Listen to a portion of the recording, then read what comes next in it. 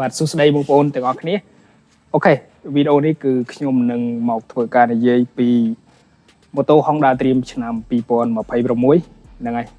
ដោយសារតែពេលវេលាគឺជិតដល់ហើយបាទថ្មីបើកគឺកាន់តែជិតដល់ហើយបងប្អូនបាទហើយក៏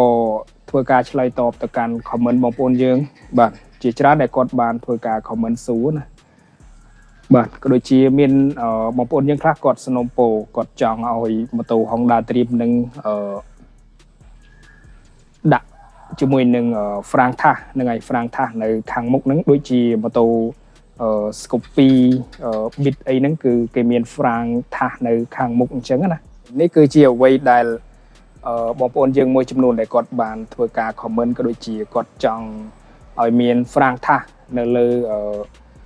Honda Dream Series 2026បាទអញ្ចឹងប្រហែលជាបងប្អូនយើងគាត់ចង់ឲ្យ Honda Dream 2026ហ្នឹងគឺដាក់ Frank Thas ហើយប្រហែលជាហ្នឹងហើយគាត់ចង់ឲ្យដាក់ទាំងមុខទាំងក្រោយអញ្ចឹងណាដូចជាម៉ូតូដូចជា Exciter អីហ្នឹងគឺមាន Frank Thas នៅខាងក្រោយដែរបាទខាងក្រោយខាងមុខបាទម៉ូតូ Exciter ក៏ដូចជា Winner អីហ្នឹងបាទ Winner X អីហ្នឹងហ្នឹងហើយអញ្ចឹងគាត់ចង់ឲ្យ Honda Dream Series ក្រោយៗហ្នឹងដាក់ជាមួយនឹង Frank Thas អីចឹងទៅបាទអូខេបើចំពោះខ្ញុំបាទសម្រាប់បងប្អូនយើងទាំងអស់គ្នាសាកគិតមើលបើសិនជា Honda Dream Series ក្រោយៗហ្នឹងគេដាក់ Frank Thas តើវាស្អាតដែរឬទេបាទវាស្អាតវាស៊ីជាមួយនឹងរូបរាងរបស់វាដែរឬក៏អត់បើសិនជាដាក់ Frank Thas ទាំងមុខទាំងក្រោយហ្នឹងហើយបាទខ្ញុំគិតបាទបើចំពោះខ្ញុំ Frank Thas គឺវាអត់ចាំបាច់ដែរសម្រាប់ខ្ញុំមិនទាន់ដាក់ក៏បានដែរ Frank Thas នេះហើយបើចំពោះខ្ញុំគិតថាបើសិនជាដាក់ Frank Thas ទៅវាអត់សូវស្អាតអញ្ចឹងណាហ្នឹងហើយបងប្អូនគិតដូចខ្ញុំដែរអត់បាទបើសិនជាដាក់Frank Thas ទៅហ្នឹងហើយវាមើលទៅដូចជាមិនសូវជាចូលសម្រាប់ខ្ញុំអូខេនេះគឺជាអ្វីដែលបងប្អូនយើងមួយចំនួនដែលគាត់បានគិតទុកក៏ដូចជាគាត់ចង់បានឲ្យមាន Frank Thas នៅលើ Honda Dream ឆ្នាំ2026អីចឹងទៅបាទបើចំពោះខ្ញុំការដាក់ Frank Thas ហ្នឹងគឺដូចខ្ញុំបានលើកឡើងអញ្ចឹងវាមិនសូវស្អាតទេវាមិនសូវស៊ីជាមួយនឹងរូបរាង Honda Dream មានបងប្អូនយើងមួយចំនួនគាត់ចង់ឲ្យស៊ីម៉ាំងរបស់វាហ្នឹងគឺដាក់ជាមួយដែក inox ហ្នឹងហើយដែក inox បាទដោយសារតែបាទ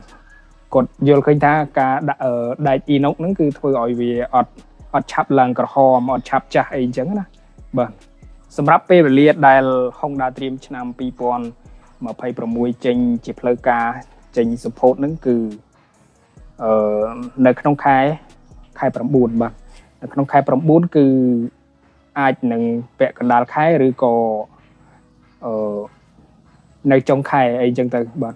បើតាមខ្ញុំគិតប្រហែលជាចេញមុនបុណ្យភ្ជុំបងប្អូនបាទចេញមុនបុណ្យភ្ជុំ Dream 2026ហ្នឹងដោយសារតែកាល Dream 2025ហ្នឹងក៏គេចេញមុនបុណ្យភ្ជុំដែរបាទសម្រាប់2026អាចនឹងមុនភ្ជុំដូចគ្នាមានតែរងចាំមើលប៉ុន្តែភាគរយច្រើនគឺបាទគឺនៅក្នុងខែ9នេះហើយបងប្អូនបាទអញ្ចឹងវីដេអូនេះគឺមានតែប៉ុណ្្នឹងទេបងប្អូនយើងអាចធ្វើការ comment នៅខាងក្រោមបាទបញ្ចេញមតិយោបល់ក៏ដូចជា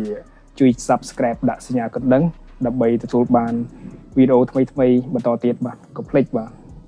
លើកទឹកចិត្តក៏ដូចជាជួយចុច subscribe ចុច like បាទ comment បាទអរគុណវីដេអូនេះមានតែប៉ុណ្្នឹងឆ្លើយតបទៅកាន់ comment បងប្អូនរបស់យើងហើយយើងនឹងជួបគ្នានៅវីដេអូបន្ត